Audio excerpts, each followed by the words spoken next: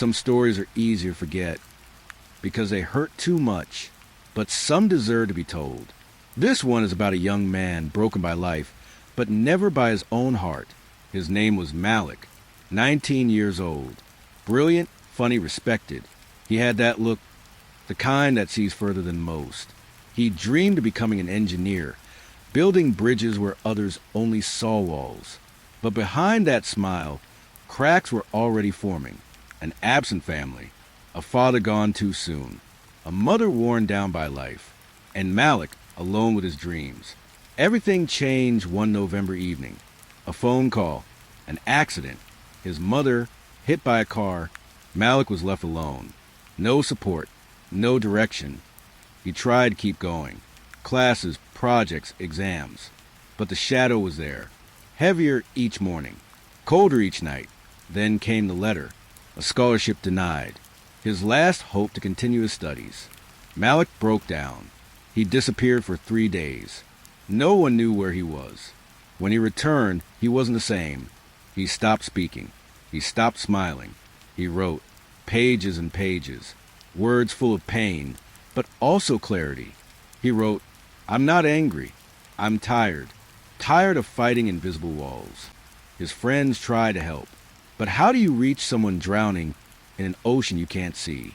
One day, Malik posted a text online, a silent cry. He spoke of his pain, but also his desire to live, to rebuild, to begin again. That post touched thousands. Strangers wrote to him, former teachers, even a journalist. Then a foundation read his story. They offered him a scholarship, not for his grades, for his courage. Footage of Malik returning to class, smiling shyly.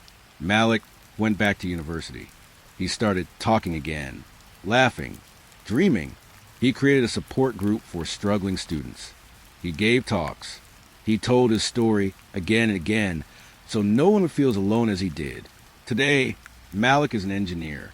He builds bridges, not just a concrete.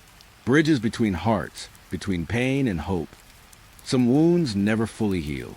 They echo in silence, in memories, in choices. Malik had survived the storm, but the past wasn't done with him. Months passed. Malik was rebuilding his life, brick by brick. But grief doesn't follow a calendar. One night, he found himself staring at an old photo of his mother, and the silence screamed again. He began having nightmares of the accident, of the scholarship rejection, of being invisible. He didn't tell anyone, not even his closest friend, Ao. He thought healing meant forgetting. But the truth is, he was still bleeding inside. One morning, Malik didn't show up to class. Then another. His phone went unanswered. Ao came to check on him and found Malik sitting on the floor, surrounded by torn pages of his journal. He whispered, "I thought I was better. I lied to myself." Ao didn't speak. He just sat beside him. Sometimes, presence is louder than words. That night, Malik wrote again. But this time, not about pain. About truth. About the illusion of strength. About the courage to ask for help. Malik was invited to speak at a campus event. He almost declined. But something inside him said, if I stay silent, someone else might drown. He stood before 300 students. His voice trembled, but his words didn't. I'm not here as a survivor. I'm here as someone still healing. And that's okay. The room was silent. Then came the applause. Then the tears. Then the stories. Dozens of students came forward. Malik had opened a door they didn't know existed. Malik's story spread beyond the campus. He was interviewed by local media. His articles were published. He became a voice for the unheard. But he never let it become fame. He said, I'm not a hero. I'm just proof that broken doesn't mean useless. He helped launch a mental health initiative across universities in Nigeria. Free counseling, peer support, safe spaces. And every time someone asked him why he kept going, he replied, because someone once sat beside me in silence, and that saved me. Years later, Malik stood on a bridge he helped build, not just with concrete, but with resilience. He looked at the horizon, not with fear, but with peace. His heart still carried scars, but it also carried purpose. And in that moment he knew, Pain had shaped him, but hope had defined him. If you're hurting, don't hide. Don't pretend. Speak. Write. Cry. Heal. You're not alone. And your story might be some of your own. When one heart speaks, others listen. Malik's story didn't just echo, it rippled. Across cities, across borders, across lives. They came from everywhere. Students, parents, survivors, strangers who saw themselves in his pain. One letter stood out. From a girl named Ada, 17 years old. She wrote, "I was ready to give up. Then I saw your video. You saved me." Malik cried that night, not from sadness, but from the weight of knowing his pain had become someone else's lifeline. A prestigious university invited Malik to speak at their annual mental health summit, not as a case study, as a change maker. He hesitated. He wasn't used to spotlights, but he remembered Ada and the hundreds like her. He stepped onto the stage, and for the first time, he didn't speak about what he lost. He spoke about what he found. Pain taught me to listen. Hope taught me to speak. And now, I speak for those who still whisper. Malik launched a nationwide initiative, Unbroken Voices, a platform for youth to share, heal, and rebuild.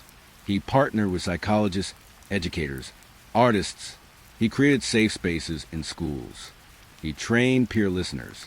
He built bridges, again. And every time someone asked him how he did it, he said, "I didn't, we did." Then came the test. A school in Lagos faced a tragedy. A student took their own life. The community was shattered. Malik didn't wait. He flew in. He sat with the students. He listened. He cried with them. He didn't offer solutions. He offered presence. And slowly, the silence began to speak again.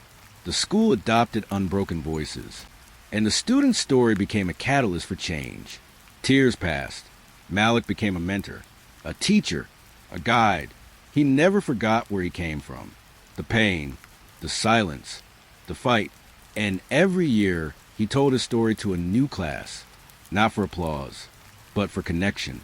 If you're hurting, speak. If you're healing, help. If you're alive, you matter. One broken heart, one voice, one ripple.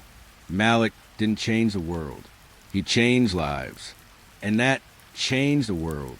Your story matters. Your pain matters. And your healing might be someone else's beginning. Every movement begins with one voice, but it survives through many.